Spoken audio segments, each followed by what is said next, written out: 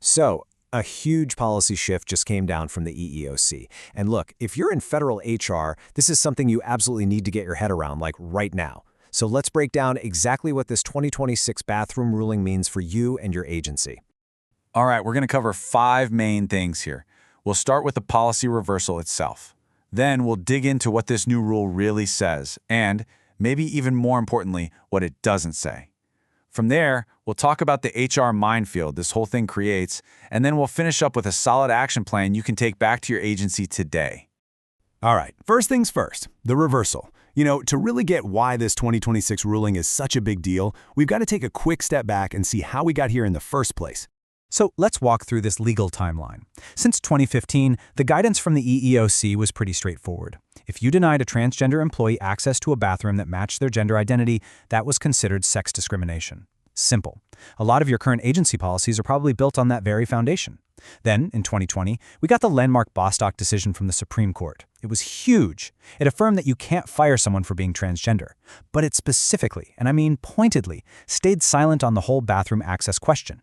And that, right there, is what sets the stage for the big reversal we're talking about now with the 2026 Selena S.V. Driscoll case. Okay, so let's get right into the nuts and bolts. What does this new 2026 rule actually say? So the case that kicked all of this off involved a civilian Army IT specialist working at Fort Riley, Kansas.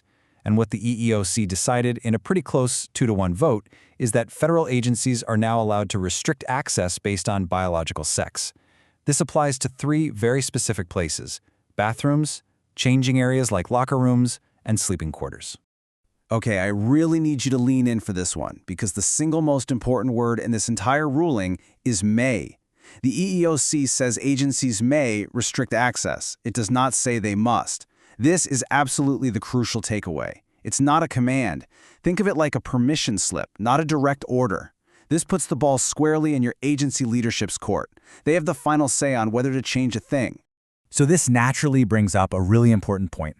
It's super important to understand that this is a very narrow ruling.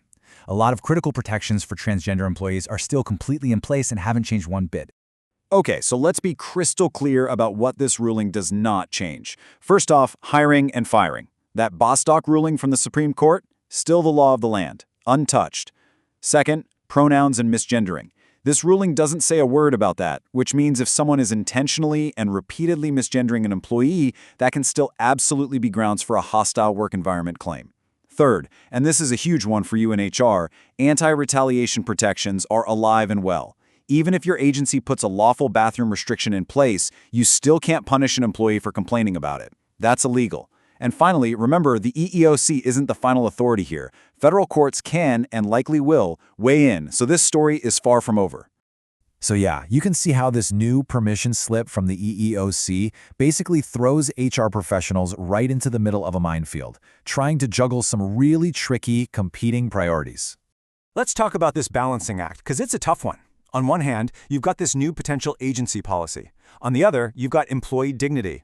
The way a restriction is rolled out, with new signs or memos, could easily spark one of those hostile work environment claims. Then you've got the federal rule versus state and local laws.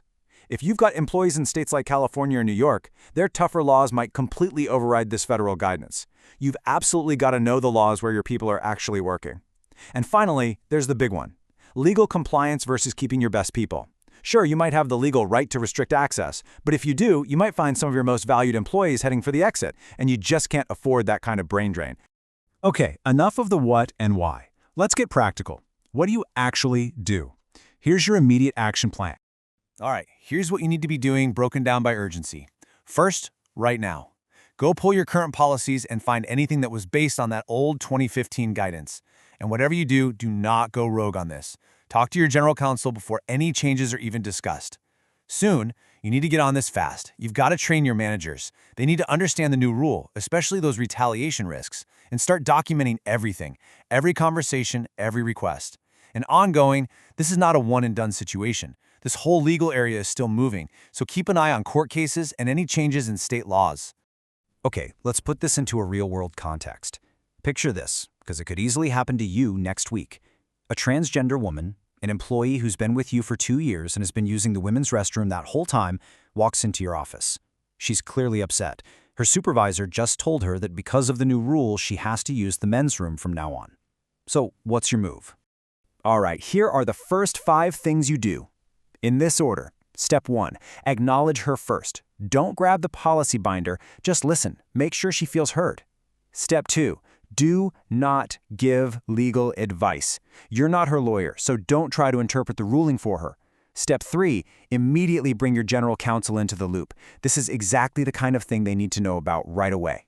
Step 4. Document everything. The date, the time, who said what. Your notes are now potential evidence. And finally, step 5, and this is a big one. Does your agency even have a new policy yet? It's totally possible the supervisor just jumped the gun after reading a headline.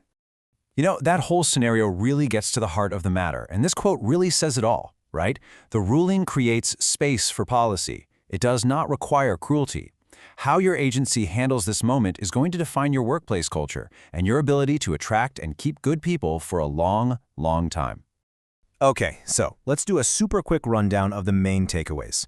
1. The 2026 EEOC ruling flips the old 2015 guidance. 2. The magic word is may, not must. It's up to your leadership. 3. Core protections for hiring, firing, and retaliation have not changed. 4. Talk to your general counsel before you do anything. 5. Get your managers trained up now. And 6. Keep your eyes open, because this is all going to keep changing. So at the end of the day, the question this ruling leaves on your desk isn't just, can we do this? It's, should we? Because the answer to that question will say everything about the kind of workplace you're trying to build.